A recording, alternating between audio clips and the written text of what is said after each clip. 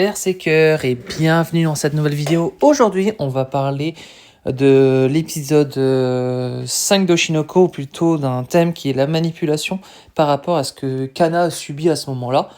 Donc, je vous rappelle que dans cette période-là, Kana est dans le groupe Bikomachi créé par Ruby. Elle a un rôle moins important qu'elle parce qu'elle se sent un peu à l'écart, délaissée par rapport au fait que Ruby est quelqu'un qui devient prestigieux, etc. Elle n'arrive plus à trouver forcément sa place. Et donc là, elle réfléchit à son avenir. Et bien évidemment, elle vient de recevoir un message de Mako Azami, qui est une amie actrice, pour l'inviter dans un bar privé à Roppongi. Et donc, à ce moment-là, Kana, qui était en doute de se demander à quelle place elle est vraiment dans le groupe, a accepté l'invitation pour aller à ce bar. Mako, qui est une amie actrice, il lui propose de l'alcool. Cependant, elle ne boit pas d'alcool parce qu'elle a 18 ans à ce moment-là, mais elle n'a pas encore l'âge de boire, parce que l'âge de boire au Japon est de 20 ans, il me semble pas, si je me trompe pas. Et du coup, Mako prétend avoir fêté sa majorité l'autre jour, ce qui éveille les soupçons de Kana. Malgré tout, Mako lui glisse un verre et Kana s'apprête à boire lorsqu'elle est interpellée par Masanori Shima, qui est un réalisateur renommé et primé. Ce qu'il faut savoir, c'est que à ce moment-là, Kana cherche des opportunités parce qu'elle va peut-être pas rester non plus idol de Bikomachi à vie, quoi. Du coup, il vient juste de connaître le Masanori Shima, qui est un réalisateur renommé et primé.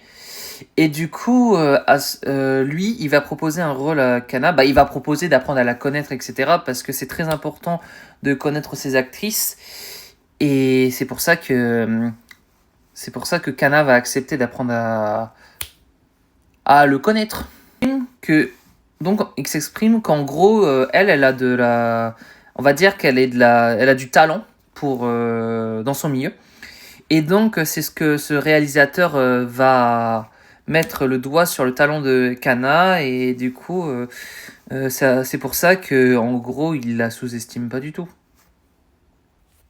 Donc à ce moment-là, après la soirée que Kana a passée avec le réalisateur Shima et avec son amie actrice, elle se pose la question si elle doit communiquer par rapport au fait qu'elle s'échange des messages avec le réalisateur à sa manager.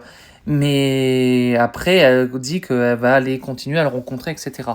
Et du coup, il lui propose d'aller manger un bout avec Kana et avec du coup sa pote actrice de l'autre jour. Et du coup, à ce moment-là, c'est très cool pour eux. Cependant, Kana arrive pour aller manger un bout avec le réalisateur Shima et remarque que Mako n'est toujours pas là. Et du coup, elle envoie un message à Mako pour savoir où elle est, et elle dit finalement je suis dans une autre fête.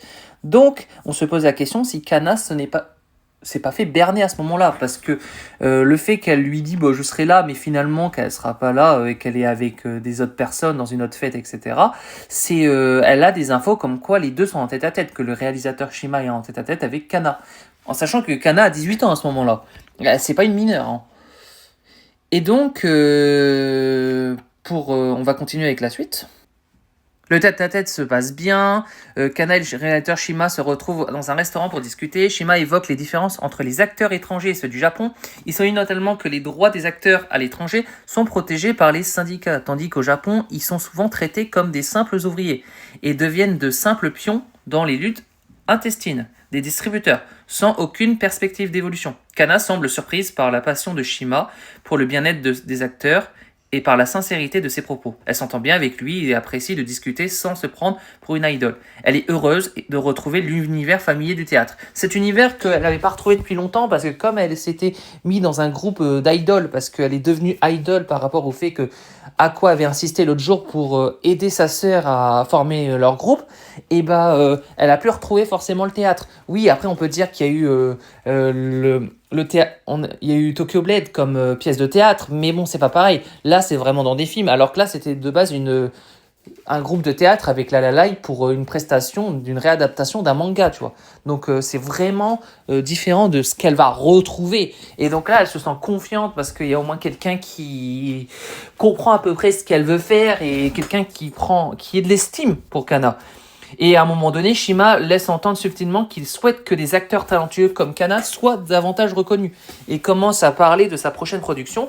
Kana, flairant l'opportunité, s'empresse de la saisir, mais Shima précise qu'il aimerait en savoir plus sur elle au préalable. Oui, parce qu'il préfère apprendre à connaître ses actrices ou ses acteurs avant vraiment de se lancer dans le milieu avec eux. Parce que faut savoir que si tu ne connais pas bien tes acteurs ou tes actrices, tu vas forcément t'y perdre et tu vas forcément pas réussir à faire des bonnes performances. Et c'est pour ça.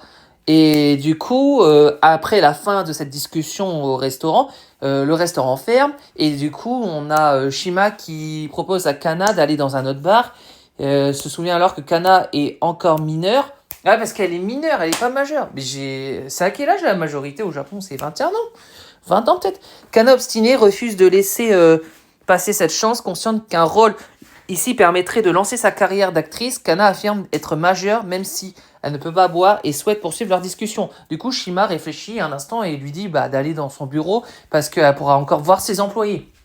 À ce moment-là, Kana écrit à sa pote actrice comme quoi elle va dans le bureau de Monsieur Shima.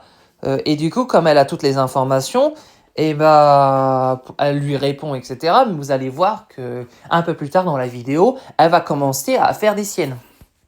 Donc la soi-disant pote actrice de Kana, je ne sais plus son nom, a toutes les informations de ce qui se passe entre Kana et le réalisateur Shima.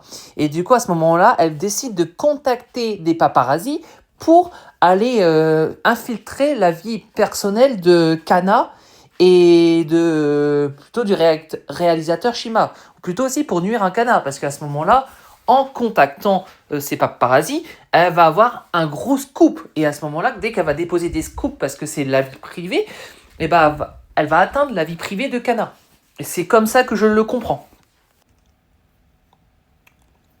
Après leur discussion dans le bureau, en sachant qu'on apprend que dès qu'elle arrive au bureau de ce réalisateur, le réalisateur Shima, il n'y avait personne. Il n'y avait aucune personne, aucun personnel de son bureau. Et du coup, elle constate qu'il y a un couac. Et donc, elle sort vraiment de l'appartement, ou plutôt du bureau du docteur Shima, mais elle remarque rien. Parce que comme elle a été prise dans le piège donné par l'autre actrice, et à ce moment-là, elle en voit que du feu. Et là, nous remarquons que, en gros, il y a quelqu'un, un photographe, qui prend en photo Kana sans le droit de l'image. Et du coup, à ce moment-là, Kana est pris au dépourvu. En fait, elle le remarque pas tout de suite, mais il y a vraiment quelqu'un qui était infiltré juste à côté de l'immeuble de Monsieur Shima, ou plutôt de son bureau, qui prend en photo la jeune fille majeure sans forcément... sans force... où elle la prend en photo, et je pense que dans le prochain épisode, ça va péter cette histoire, ça va aller très loin. Et du coup, on peut en répondre à la question. Kana s'est fait manipuler par une fille qu'elle connaissait, qu'elle pensait connaître, qui était dans le milieu des actrices, mais finalement, elle l'a manipulée en envoyant un paparazzi prendre en photo. Et c'est très intéressant qu'on parle de ce fait, parce que dans l'épisode d'aujourd'hui, nous allons voir la suite et voir comment ça va se passer. Et donc, pour la réponse à la question, oui, elle s'est fait manipuler par une actrice, juste pour son droit à l'image ou pour pas mal de choses. Donc, nous allons voir ce